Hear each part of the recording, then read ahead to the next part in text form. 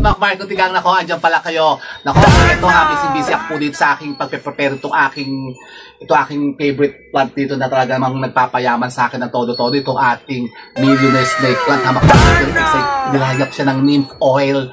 Yan yung nymph oil para siya ibaging healthy talaga para talaga tayo bigyan niya ng napakaraming kaswerte. Kasi yun na nga, Hamak Marco Tigang, ilang araw na lang po ha, na eto na, papasok na naman. Ano bang araw na lang? 51 days na lang pala, Hamak Marco Tigang. Ayun na nga, yung pinakahintay natin na big event. Big event, yung ating much-awaited na celebration ng New Year, syempre.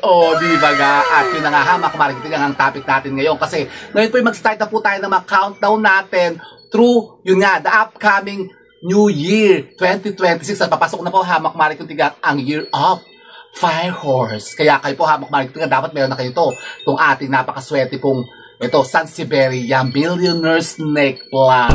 Talaga ba? Opo, Hamak Marco Tigang. Pero ngayon po, Hamak Marco Tigang, hindi po muna yung pag-uusapan natin kasi ang topic natin ngayon yung ating much awaited at much anticipated na, yun na nga, pinaghahandaan natin lagi pagka pumapasok na ang bagong taon. Ano ba yan? Yung mga syempre, lapyokan. Lapyokan, po yung mga foods. So ngayon po, Hamak Marco Tigang, in tradition po ng ating pag-share nga po ng mga sinasabing mga pampaswerte at mga swerte nga po na dapat natin ihanda ngayon pong 2026. Siyempre, bagong taon, maghahanda ulit tayo. Panibago naman pong preparation yan. So ngayon po, eto, ihahanda na po natin yung mga sinasabing mga paswerte natin na mga lapyokan o yung mga masuswerteng pagkain ngayong bagong taon na dapat pong ihanda natin. Talaga ba? Ako, seryoso, Hamak Marco Tigang. So kung gusto nyo pong malaman kung ano po yung mga sinasabing mga swerte pagkain na yan na dapat pong ihanda nyo po ngayon pong bagong taon ng 2026, panoorin nyo lamang po ang video kong ito hanggang dulo. So you wanna go? Let's go, Hamak Marco Tigang! Ayan, let's check. Lakas ko si Mariosep. Diba yan? Lakas si Mariosep. Ako yung inuubon naman Nako, excuse po, Hamak Marco Tigang. Ako yun nga, inuubod naman po ako ngayon. So yun na nga, Hamak Marco Tigang. Kasi ngayon nga, ang topic natin ngayon ay yung mga sinasabing dapat natin na i-prepare na. Kasi ilang araw na lang baga, Hamak Marco Tigang 45 days na lang, Pasko na.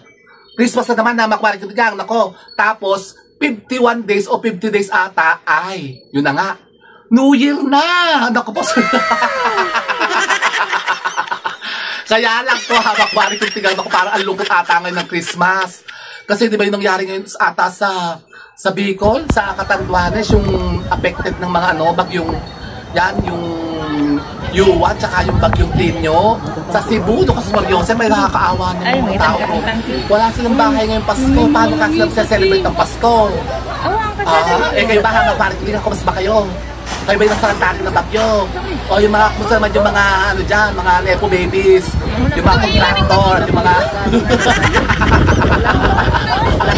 Nakabawasan nyo naman yung mga dyan, yung mga kurakot ninyo. Mag-share naman kayo, magpadala na kayo ng tulong sa Cebu. Yung mga contractor dyan sa DPWH, yung mga nakapaldo.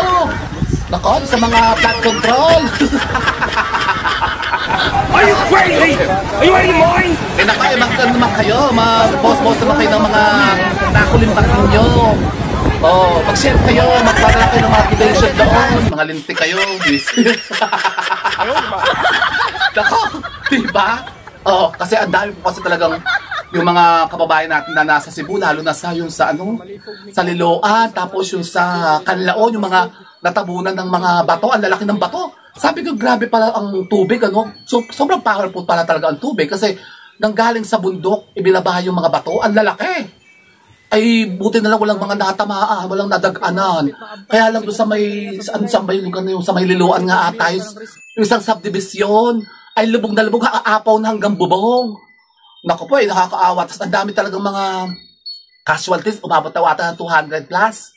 Tapos yung meron pa nga yung isang pamilya, nalalos ang buong pamilya niya, ang natira lang ata yung tatay, yung padre de pamilya, lahat yung anak niya tsaka yung apoy nalalos ng bagyong Tino doon sa Cebu. Naku, Mariosep, nakakaawa. Sabi ko nga, paano kaya yung mag-donate ng mga yung mga yung mga goods, kasi bala ko kasi magpadala sana ng yung donation. Saan kaya pwede? Kasi dito marami pa kasi kung stocks dito ng yung mga stocks ko ng mga damit. Sabi ko, siguro pwede i-relieve ko na lang yan para i-share natin doon sa mga, siyempre mga nawalan ng mga damit. Siyempre basa lahat. Yung back to zero daw kasi pati yung bahay mga kumari kung tingnan ay talagang lalos na lalos. Giba, nadala na anod. Di paano sila ngayong Pasko? Paano sila magse-celebrate? Tapos dineclare na nga daw ata ni President BBM na under state of national calamity na isang buong taon ng buong Pilipinas. Buong Pilipinas ha? Talaga ba buong Pilipinas yan o sa Sibulang? Parang dito ata sa Bicol din marami din na sa Lanta sa Catanduanes. Buti na lang dito po sa amin kasi di ba dumaan nga dito yung buti na lang tumaas-taas doon siya sa north dumaan, hindi siya dumaan dito sa Central Luzon kaya medyo mild. Hindi naman masyadong severe. Yung super typhoon daw mas malakas pa yung kay Yolanda. Kung nagkataong sobrang malakas talaga siya dumaan siya dito, baka lalos din kami dito sa Luzon. Talaga naman kami inaadya talaga dito kasi talaga dito sa Laguna, sa Los Baños. Dito kami sa Los Baños Sa Laguna dito lang, hindi kami talaga yung bagyuhin. Talagang iniiwas kami dito, kaya masarap talaga dito mamuhay Dito kayo bumili ng properties sa Laguna. Kung gusto kayo mga properties, kontakin niyo ako. Marami akong binibenta. Oo, kasi dito na kayo mamuhay. Lumipat na kayo, wag na kayo dyan sa mga, yung palagi dinadaan ng bagyo, dyan sa may Bicol, sa Bicol region, lagi daanan niya ng bagyo yan. Di yun sa Catanduanes nga, yung dinaanan, ayun, doon naglandfall ata, tapos sa last na nag-last stop yung bagyo, si Yuan na yan, leche Buti na lang dito, Makmarik, na hindi ako talaga nasa lanta.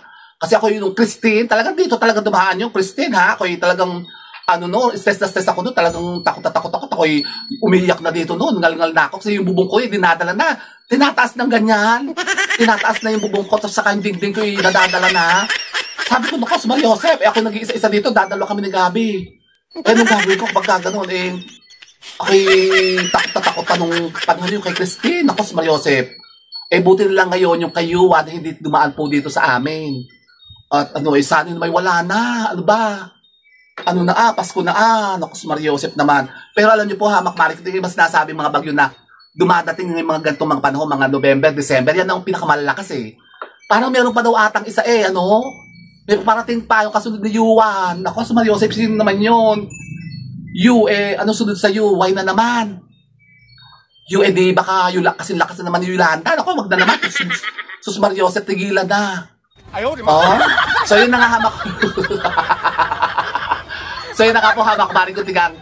At since nga ngayon po, ito na, countdown na tayo mula ngayon hanggang pong Pasko, hanggang 25 po. So ilang araw na lang po ay 45 days na lang before Christmas at 50 days na lang, more or less, 51 days before naman po ng New Year. So eto na yung ating mga kailangan i-prepare.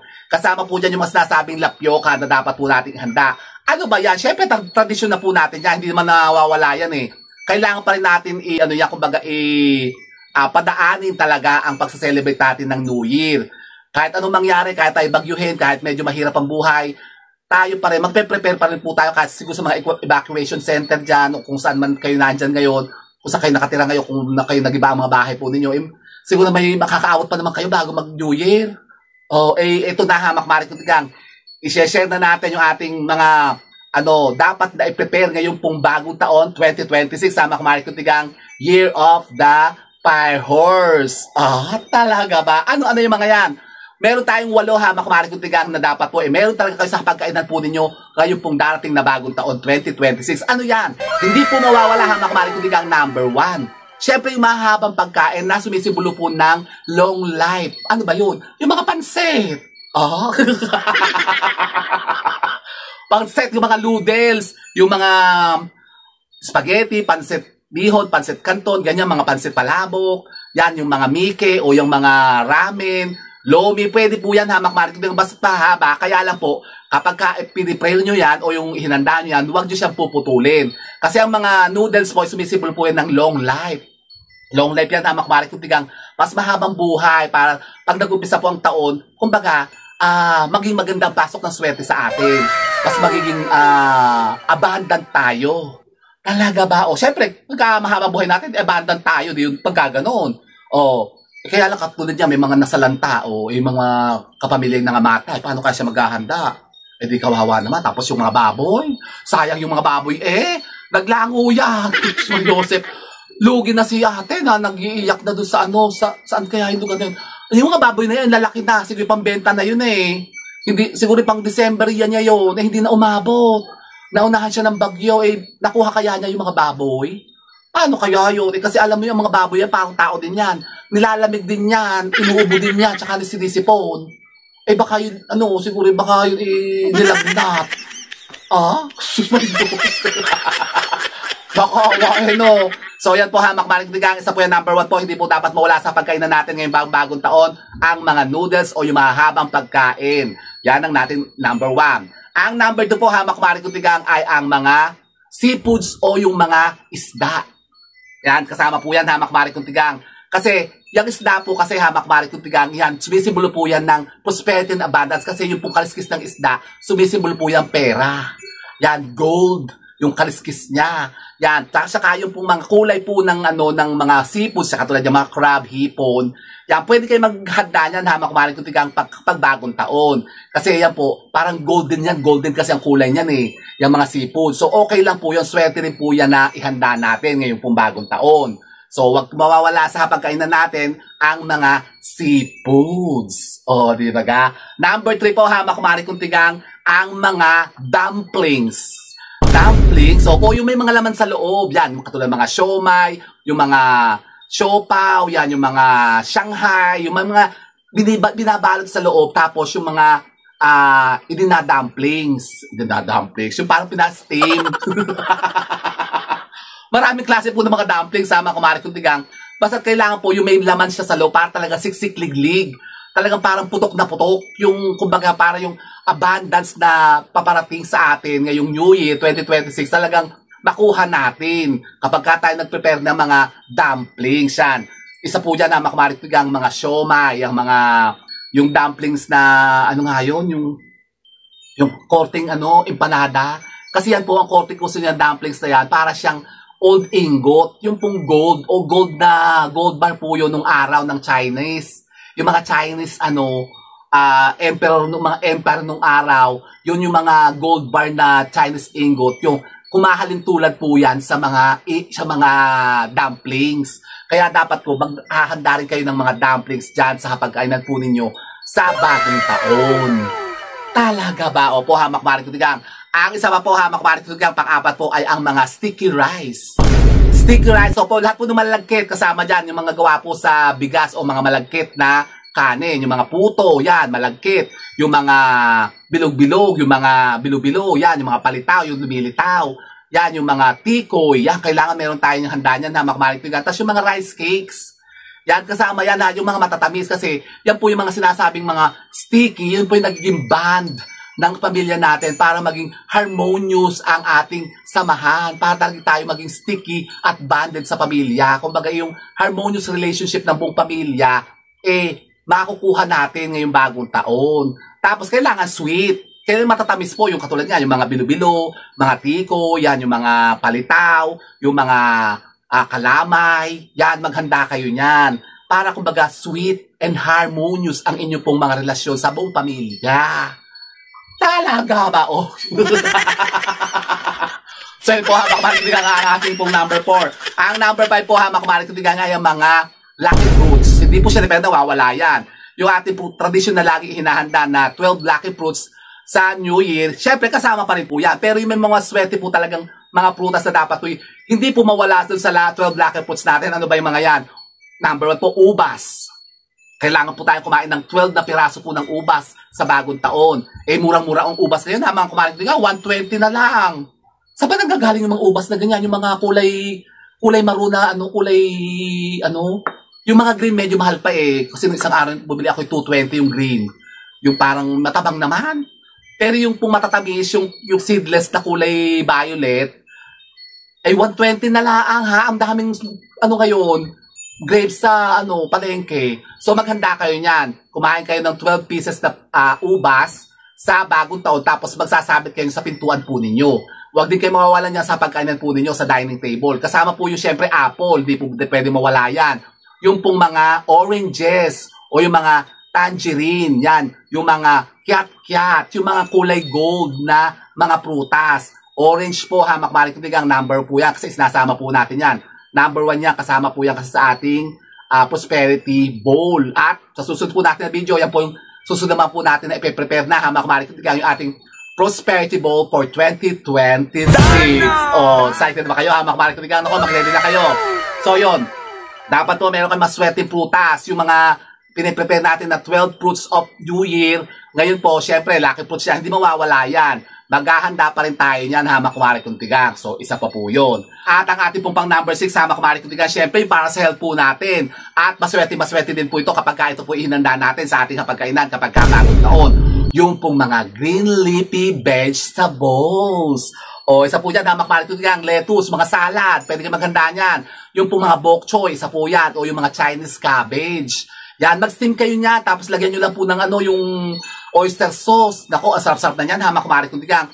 Kailangan po kasi meron tayong mga green leafy vegetable kasi alam nyo po yan, sumisimbol po yan ng pera, yung dahon po ng mga gulay na yan, yung lalo na yung Chinese cabbage. Sweating-sweating yan ha, makumari kuntigang pag naghanda kayo yan kapag bagong taon. So, isa po yan. Hindi po kayo dapat mawawalan sa bagong taon ng mga green leafy vegetables. At ang number 7 po, ha, makumari kuntigang, syempre, hindi ito nawawala sa mga celebration. Kapag kami celebration, meron po nito. At paborito po ito ng lahat, ha, makumari kuntigang, lalong-lalo na ng mga bata. Hinahanda po ito, lalong-lalo sa birthday, yan, Christmas, yan, New Year po, ha, makumari kuntigang. Tapos basta may celebration, meron tayo sineselebrate, yan po hindi nawawala ang ang cakes. At mas maganda po ha, makumari kuntigang, yung cakes po na bilog ang ihahanda natin. Syempre, kailangan po matamis. Bakit may maalat bang cake? Meron! Kasi ako, alam nyo, binabili po ako cakes na maalat. Yung caramel, caramel at chuchuchu ang flavor. Nabili ko sa isang bake shop na sabi ko, masarap kaya itong yung caramel na na salty caramel daw ata salty caramel. Sabi ko, di ang alat niyan. Abay, sabi, konti lang daw. Nung binili ko nga, tinikman ko, pagkaalat-alat. Cake paalat. Opo, kailangan po makumari ko lang yung bibili yung mga cakes, yung mga matatamis. Yan, syempre, para din sa sa sweetness ng ating buong pamilya, kumbaga yung relationship pa rin na makumari ko tigang. Kailangan maghahanda tayo niyan, matatamis, cakes, isa po yan na makumari ko tigang. Tsaka syempre yung iba pang mga desserts, yung salad, pwede kayo maghanda niya, tapos yung mga chocolates, candy sa makumari ko tigang, hindi nawawala yan sa ating prosperity bowl. Tapos, syempre, yung cakes po, kailangan po bilog para, kumbaga, umiikot, round. Yung mga square, wag kayong maghahanda nyo, yung bilog lang po, kahit maliit lang po na cake, basta round po ang kukunin po ninyo. So, yun po, hamak marikutigang, number 7 po, ang ating pong mga cakes. At ang pang-8 po, hamak marikutigang, pwede po ito, hamak marikutigang, dalawa po kasi yan. Depende po sa kung ano yung choice po ninyo. Pero ito kasi yung paborito din na lahat, yung talagang magpapamantika ng ating mga nguso. Ano yan? Pork. Opo, syempre, yung mga hamon, mga ham, ganyan, mga lechon, mga barbecue, hindi mawawala yan, syempre, yung mga haldereta, minudo. Pero may nagtatanong, pwede ba daw po ang manok? Pwede naman po ang manok pag New Year, ha, makumarik. Saka hindi naman po totoo yung sinasabing, pag New Year daw ay, magkakahig isang tuka tayo, hindi naman po totoo yun. Kasi sa Chinese po, sa Chinese mga tradition, ang ang hinahanda nila, manok, yung pong turkey. Yung pong, yung antado, yung di turkey Ang turkey kasi sa US yan yung sa Thanksgiving. Sila po yung Peking duck sa China. Yan po, kasi swerte po yan kasi yan. Sumisibol po yan ng prosperity and abundance po. Wealth din yan. Katulad din po ng baboy. Siyempre, lalo na yung mga lechon na malalaki talaga. Talagang putos na magmamantika talaga yung mga nguso ninyo. Kailangan talaga may lechon. Meron na maganda talaga kung may lechon kung kaya nyo. Kung afford kayo. Kung wala naman, kahit yung mga liempo na lang, yung mga lechon belly. Pwede na yun, yung mga kilo-kilo na lang. Kumuha na lang kayo ng kilo-kilo. Maganda kayo niya kasi maganda po yan kapag bagong taon. Talaga ba? Naku, ako'y maghahanda ng lechon yung New Year. Kaya lang ko medyo mataas na po ang cholesterol ko, tsaka yung high blood ko. Nako siguro konti lang. Maghanda lang tayo sila ng ulo. Ulo ka. Ulo ng lechon. Gusto ko sana buo. Kaya lang talagang gusto ko talaga ng lechon sa bagong taon. Ano kaya? Lechong manok na lang kaya o lechong ulo? Bahala na. Malayo-layo pa naman so yun, basta kailangan po meron po kayong mga pork. Kahit ano po klase po ng dishes ng pork, basta meron kayong pork, swerte yan sa bagong taon, hamak mari kung tigang. Kung manok naman po ang lulutuin po niyo, kailangan po buo. Lagi po yung buo, hamak mari kung tigang. Pero ang baboy, di mo po kailangan buo. Basta manok po, kapag naghanda kayo ng manok, pagka nagluto kayo, huwag yung tatanggalin ng ulo. Kailangan po, kung bagong taon niyo po ihahanda yan, na may ulo pa po siya, tsaka may paa. Yung may, ang tawag doon? Yung claw. Huwag niyo puputulin yung paa ng manok. Kailangan pag isinerve niyo yan sa plato po niyo, buo, kasama po yung ulo, yung palong. Kasi di ba yung iba, leeg na lang. Hindi po yun, dapat parang kailangan po buo. Pag sinerve po natin ang ating mga lechong manok o yung ating lechong mga peking duck. Ganon din pong isda, hamak-mari kung tiga. Pag nag-prepare kayo, naghanda kayo ng isda, huwag niyo puputulin ng isda, kailangan po yung buo. Halimbawa, ikarpa. O kailangan lapu-lapu, steam, yung sweet and sour. Yan. Kailangan lang po, huwag nyo po hahati-hatiin yung baka yung gagayat-gayatin nyo, gagatatin nyo. Mas maganda po kung buo talaga, hamak-mari kung tigang, para talagang, kumbaga, buong buo talaga yung swerte, papasok sa atin sa bagong taon. Ganon, hamak-mari kung tigang. Siyempre, yung mga, iba pa natin, mga pinaprepare po na mga pagkain, depende na po sa inyo yun, kung ano pa yung mga gusto nyo pong mga ihanda, kung gusto nyo ng mga, crema de fruta, ganyan. O yung mga, syempre, baka salad. O yung mga kung ano-ano pang mga kaletsehan ng handa kapag New Year, maghanda kayo. Basta't kailangan po yung binanggit natin na 8, hindi po kayo mawawalan dapat yan sa bagong taon. Para talagang abundance, talagang prosperous ang magiging buong taon natin sa pagpasok ng 2026. At yun na nga, yung syempre yung mga medyo minalas, na yun na nga natin namaan nga ng dilubyo at kung sakuna, nako, tayo po magdasal na lang. Dasal na lang, di maghahanda. Meron ba ito ata itong di ba, 5,000 o 10,000? Pagka yung sibir daw ata yung bahay na nasa lanta, bibigyan daw ata ng 5,000. Pagka yung mga negosyante ata, 10,000. Sabi ko, saan naman makakarating yung 5,000? Baka sa bubong na lang sa mga kukulamber, kulang pa yun. Diba? Sabi ko nga sa isang post, sabi ko mabuti pa yung yung babae doon lumabas doon sa Embornal. Binigyan ng ng DSWD ng 80,000. Tapos ito sinalanta ng bagyo. 5,000 to 10,000 lang itong ibibigay. Sabi ko, di sana all, mas mabuti pa yung babae lumabas sa Embornal. Naku po, si Mar Joseph. Yung tumawak siya, makamarik tigang. Kasi ako inuubo at hindi ngalang po ako, naku si Mar Joseph. So yun po, makamarik tigang, yan po yung ating sinasabing mga dapat na i-prepare. Ngayon po, makamarik tigang, mag-ready na kayo. Kayo po ba'y marami nang naisubi na? Nako, makamarik tigang, malapit na. Nako, paghanda na po natin yan. Isipin po natin, makamarik tigang, planuhin natin kung ano yung maghihanda natin. Kahit na po simple lamang naman pong mga handaan, mga pagkain yan. Basta't kailangan po, kompleto po tayo ng buong pamilya. Yun po pinaka-importante. At syempre, hindi po dapat mawala ang pagpapasalamat natin sa Panginoon para tayo, yun nga, biyayaan pa na tayo umabot pa nitong 2026 na tayo hindi nasalanta ng bagyo. Leche. Nako, Sir Joseph. So, yun po, makabalik ko tigang, sabi may napunta ba kayo mga bagong idea at kaalaman sa pag-akit na naman ng mga bagong kaswertihan ngayon darating na bagong taon na 2026. And so, with that, makamarik ko tigang, please and God bless. Thank you for watching. Bye, makamarik ko tigang. Ayaw naman. Nako, leche.